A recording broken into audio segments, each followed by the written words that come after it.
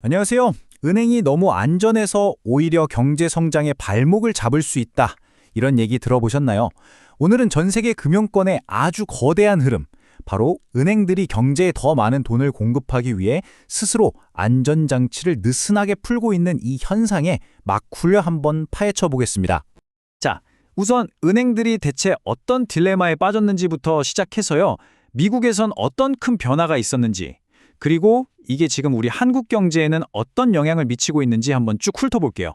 그리고 나서 그래서 어떻게 한다는 건데 그 방법이랑 결국 이 돈은 다 누가 가져가는 거야 하는 부분까지 시원하게 알려드리겠습니다. 자, 그럼 첫 번째 주제, 바로 은행가의 딜레마입니다. 지금 전 세계 금융당국과 은행들이 안정과 성장이라는 이 두 마리 토끼 사이에서 얼마나 아슬아슬한 줄타기를 하고 있는지 그 핵심 문제부터 한번 짚어보죠. 이게 바로 오늘 우리가 던져볼 어떻게 보면 좀 도발적인 질문인데요.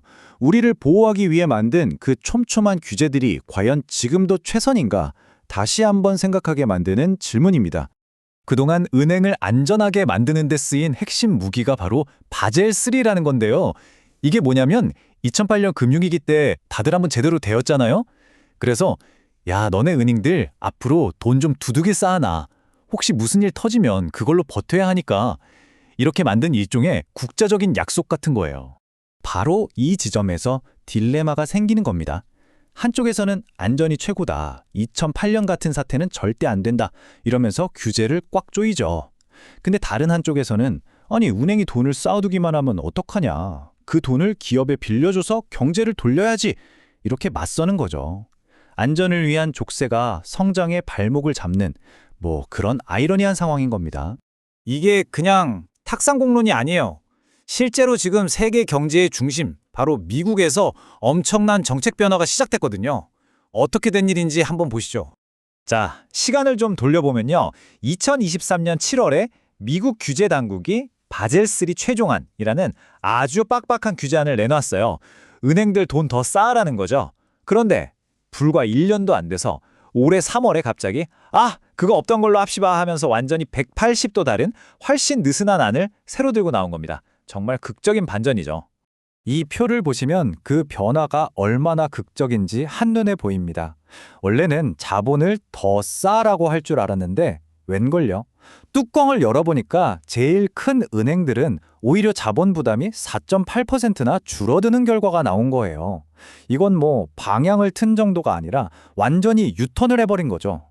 미국 연준 부회장의 말을 들어보면 그 이유가 명확해집니다.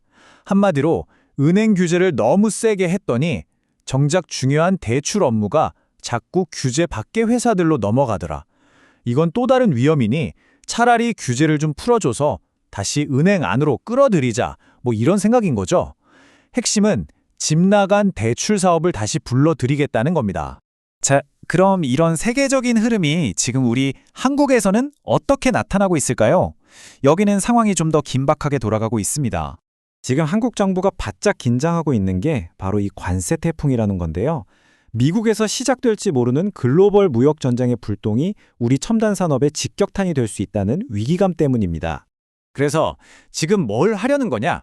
바로 은행 규제를 풀어서 실탄을 마련하려는 겁니다. 혹시나 기업들이 관세 폭탄 맞고 휘청거릴 때 방패막이가 되어주고 또 잠자고 있는 벤처 투자 시장도 좀 깨우고 반도체 같은 핵심 산업에도 돈을 팍팍 밀어주자는 거죠. 사실 캐나다 같은 나라는 아예 이 규제 도입을 무기한 연기했을 정도니까 우리만 이러는 것도 아니고요.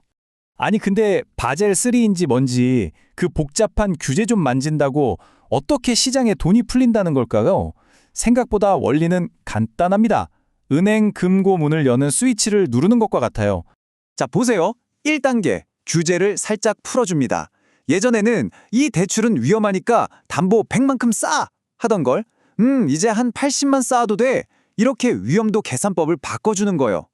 그럼 2단계, 은행 입장에서는 똑같은 대출을 해줘도 묶어둬야 할 돈이 줄어드니까 대출해줄 여류, 즉 여력이 늘어나겠죠? 마지막 3단계, 이렇게 풀린 돈이 기업이나 벤처 펀드로 흘러 들어가는 겁니다. 은행의 화력이 강해지는 거죠. 그런데 이 늘어난 화력이 기업에만 가는 게 아닙니다. 어쩌면 진짜 큰 잔치는 다른 곳에서 벌어지고 있어요. 바로 은행 투자자들에게 돌아가는 엄청난 보상, 거대한 배당 파티입니다. 50%. 이게 무슨 숫자냐면요.